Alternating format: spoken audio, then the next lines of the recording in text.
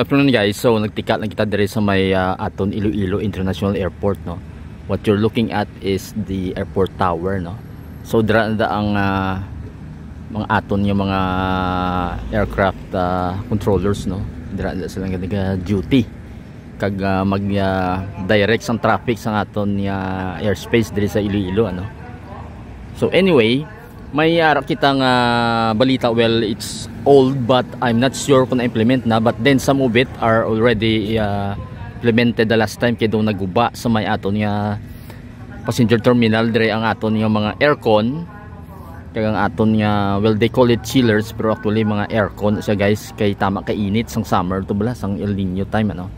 As well as may mga iban nga mga upgrades, well, siguro electrical and mechanical kag pati ang runway siguro application sang new asphalt layover, ano.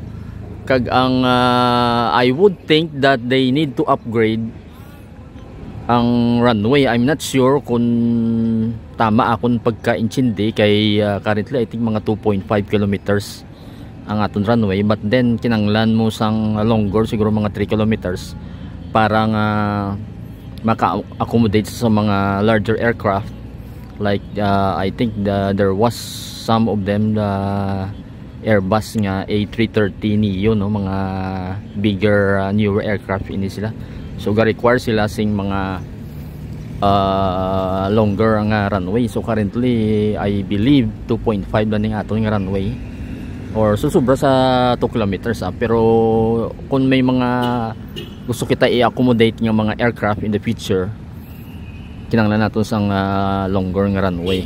As well as ang iban niya gusto naton tani makita sa ila upgrade ang atong passenger terminal dibla guys. I would understand ever since ngaging construct ni sa do tatlo na ni ka-tube, even though we have I think at least 5 gates, no.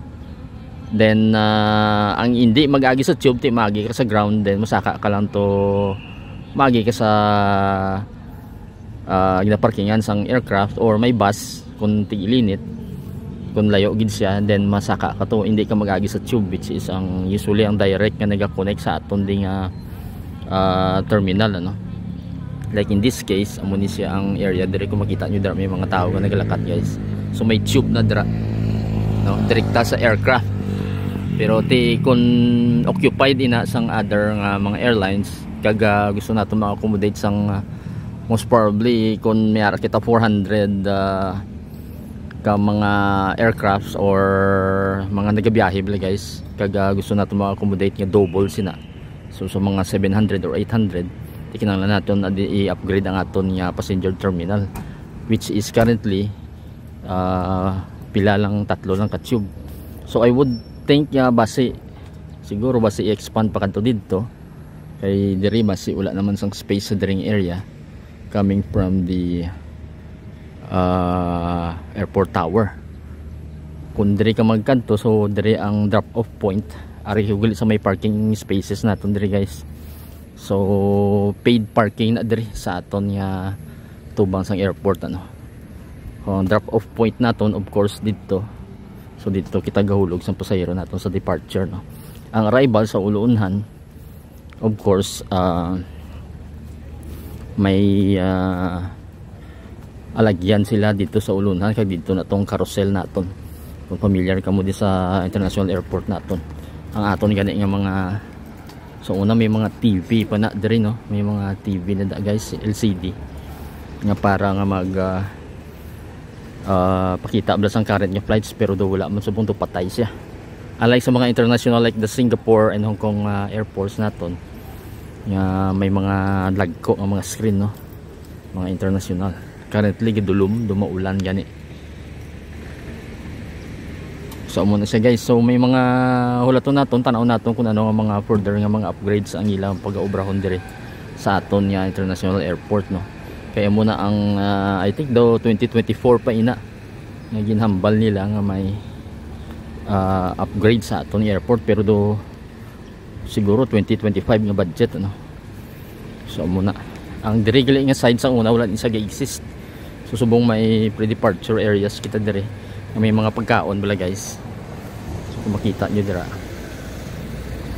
nga para nga mag Hulat mga pasahero bala no. Instead yung saka pa sila sa babaw to, diri lang sila negatiner siguro. Or iba naton yung mga gahulat man sa mga pasahero or gadulong. So gakadto da sila for temporarily. So mula yun na guys, quick line yung aton nga update diri. So far amo ni ang estado diri sa aton airport Subong. Medyo gloomy ang aton weather.